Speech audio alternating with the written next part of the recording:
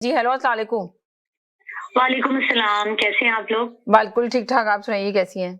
मैं ठीक हूँ और आपका मैंने अभी टॉपिक देखा जी, और आपने उसमें पूछा है कि क्या आपको लगता है कि पीटीआई जी, ईमानतदार हैं? हाँ, और ये मतलब सवाल है, लेकिन मैं एक चीज़ ये देखती हूँ कि जब से हुकूमत स्टार्ट हुई है, इन्होंने जितने भी दावे किए हैं, अभी तक तो सारे के सारे फ्लॉप गए हैं। जी, कोई एक दावा जो इन्होंने हुँ, किया हो, वो ठीक निकला हो। हुँ, ठीक है? जी, तो और मैंने जहाँ तक देखा है, कोई भी हादसा हुआ है, कोई भी पाकिस्तान में हादसा हुआ है, चाहे वो मैंने हुकूमत की नाअहली ही देखी है उसमें। यानी अभी कि आप लास्ट टाइम जो हुकूमत मरी का जी, वाक़या हुआ, जी, मरी का वाक़या हुआ, जी, उसमें नाअहली है, हुँ, ठीक है? फिर कितने दावे किए गए, तालीम के बारे में दावे किए गए, तालीम हुँ, तो और पीछे से पीछे होती गई और हुँ, अब ये इल्ज़ाम उसको कहते हैं कि जी कोविड की वज़ह से ये सारी तालीम का इंसार खराब हुआ है, ये हुआ हुँ, है, वो हुआ है। हुँ, लेकिन यहाँ पे हम रहते हैं, यहाँ पे भी तो कोविड आया, लेकिन हुँ, तालीम तो वैसी की वैसी है। यहाँ हुँ, पे तो तालीम का मियार नहीं खराब हुआ। जी, ठीक है, तो बहुत सी ऐसी चीज़ें हैं, ये तो अभी मैंने 2 ऐसी चीज़ें इसलिए बताई हैं, चलें, क्योंकि ये हुँ, हर मुल्क के लिए 2 चीज़ें बहुत ज़रूरी हैं। एक, अगर कोई हादसा होता है तो उसको कैसे उस पर कैसे नज़रसानी की जाए, उसको जी, कैसे उससे कम से कम नुकसान को कैसे बचा जाए, एक तो ये चीज़ है। हुँ, दूसरा तालीम, हुँ, तालीम नहीं होगी तो कोई भी मुल्क कभी भी तरक्की नहीं कर सकेगा। ठीक, बहुत शुक्रिया, ठीक है? Thank you so much. आपने थैंक कॉल यू की, सो बहुत मच। सारी कॉलें लाइन अप लगी हुई हैं, बहुत शुक्रिया। Okay, okay. मैं फिर ओके, करूँगी, मेरे पास दोबारा, बहुत कुछ है बोलने के लिए, मैं फिर करूँगी। ओके जी, okay, okay, bye, no thank problem, you. ओके, अल्लाह हाफ़िज़। जी जनाब, जी बोलें। जी, अच्छा, जी, ये तो अपनी पार्टी के लोगों पे बरस रहा है नवाज शरीफ के मेरे आने की तारीखें क्यों दे रहे हो? जी, आप फ्रस्ट्रेशन का हाल देखते हैं इसके बेटे का, किस तरीके से ये मीडिया के लोगों पे और पाकिस्तान के ऊपर कैसा बरसा है। हुँ, ये तो होना ही है। ये तो इस तरह की चीजें तो अब सामने आती ही रहेंगी, क्योंकि सारी प्लानिंग फेल हो गई। जो घुटनों में बैठना था, घुटनों में बैठ के भी देख लिया, गालियां भी दे के देख ली, कोई किसी तरह से मदद नहीं आ रही।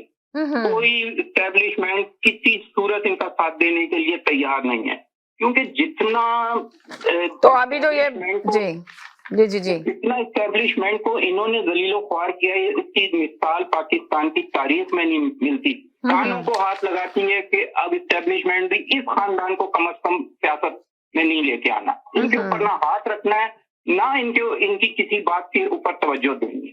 मतलब आप इंतहा देख लें, नाम ले लेके जिस तरह से बेइज्जत किया गया एस्टेब्लिशमेंट को, कभी किसी ने इस तरह से, मतलब ठीक है कुछ होती है, मतलब एस्टेब्लिशमेंट के ऊपर भी बातचीत होती है, लेकिन इस तरह से सिटिंग जर्नल्स को जिस तरह से ला के कटहरे में खड़ा किया है और फिर चेंज कर देते हैं। जब दिल चाहता है मरियम गालियां देना शुरू करती है, नवाज शरीफ उधर से गालियां देना शुरू करता है और फिर चाहते हैं कि हमारी डील भी हो जाए। मतलब एक मोहरा छोड़ा हुआ है शहबाज शरीफ की शक्ल में कि वो हम बस ब्रिज का काम करे और हमारे ऊपर किसी तरह से भी इस्टेब्लिशमेंट का हाथ आ जाए, लेकिन ऐसा भी इस दफा होने वाला नहीं है। हर जगह पे नाकामी इनके मुकद्दर में लिखती है। सर मैं एक और बात, अभी बड़ी बातें की गई कि जी वहां से ये हो गई, बेतौकीरी हो गई, यही मैं बता दूं, ये पाकिस्तान की तारीख का कामयाब तरीन दौर है। ये तो आने वाला वक्त बताएगा। इन्होंने तो हर चीज में से जो है ना किशमिश चुननी है, वो बताना है जो किसी तरह से भी सच नहीं है। बड़ी बड़ी कंपनी से तारीखी मुआहदे हो गए हैं। आने वाले वक्त में आपको अंदाजा होगा कि ये दौरा इमरान खान ने कहां पे लेके गया है, पाकिस्तान को कहां पहुंचाया है।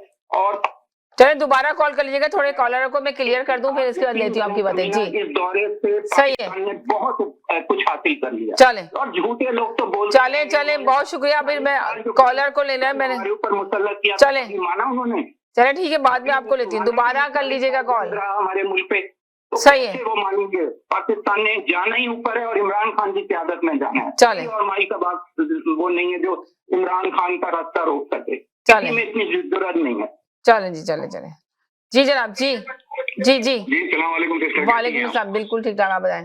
पहले तो सिस्टर मैं आपसे एक गुजारिश करूंगा, अगर आप अपना फ्राइडे का प्रोग्राम 11 बजे के बजाय 11:30 तक कर दें, आधा घंटा बढ़ा दें, क्योंकि ये 2-3 कॉलर आपके आते हैं जो आधा घंटा जाया कर देते हैं, तो वो आधा घंटा हम उधर कवर कर लें। आपसे गुजारिश है, क्योंकि 2 दिन की छुट्टी हो जाती है बीच में। जी जी जी। एक तो ये बात हो गई। अच्छा, दूसरी बात, आज आपने देखा इमरान खान जो थे वो सिर्फ 3 आदमियों के दरमियान बैठे हुए थे चाइना में, सही है, और टोटल 5 लोगों का दस्ता गया।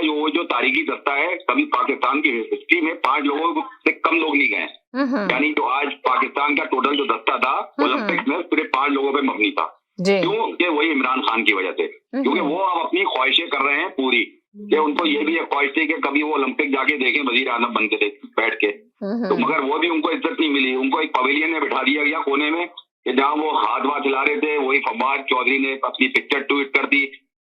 मैंने आपसे देखिए कल की बात अर्ज करी थी कि सीपैक का जो मसला है ना सिस्टर, क्योंकि चाइना जो है, वहाँ के इन्वेस्टर जो है वो इस मामले में नहीं पड़ना चाह रहे, क्योंकि सिक्योरिटी रीजन की वजह से। क्योंकि अगर आप पीछे का बैकग्राउंड देखें, जब से इनकी हुकूमत आई है कितने चाइनीजों को मार दिया गया है, सही है ना।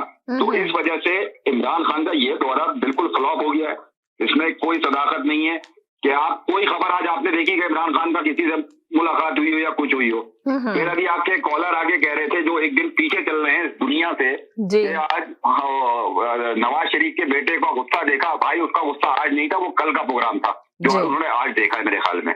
तो हमने इससे बात कर ली थी, हमारा कल टॉपिक भी यही था कि हसन नवाज ने कहा कि बाढ़ में जाइए हुकूमत। जी, तो वो बात कर रहे हैं आज की। अब मैं इस बात पे मुझे आपके अच्छा, एक सेकंड मेरे साथ पाकिस्तान से भी कॉलर के भी मैसेज साथ ही ले लूं, आप भी साथ रहें। जी हेलो जी जी जी बोले। अस्सलाम वालेकुम मैम। जी वालेकुम सलाम। जी मैम, आज ईमानदारी का सर्टिफिकेट देना है इनको, जी दे देते हैं कि ये ईमानदार हैं खान साहब।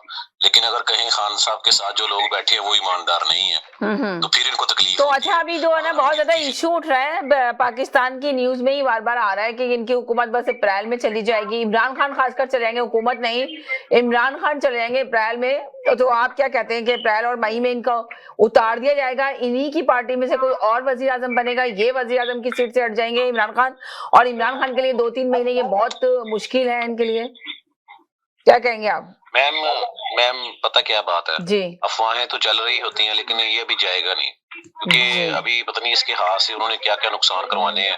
ठीक है, दहशतगर्दी जो है उसने सर उठा लिया पाकिस्तान में, ठीक है, और दोबारा वो ही जो है कल वजीर दाखिला जो है इनका शेख रशीद, वो भी कह रहा था कि जी हमने उनके साथ टीटीपी के साथ अब जो है मुज़ाकरात नहीं करने। ठीक है, मसला यही है कि ये शेख रशीद साहब तो कह रहे हैं कि हमने मुज़ाकरात नहीं करने बल्कि जंग करनी है।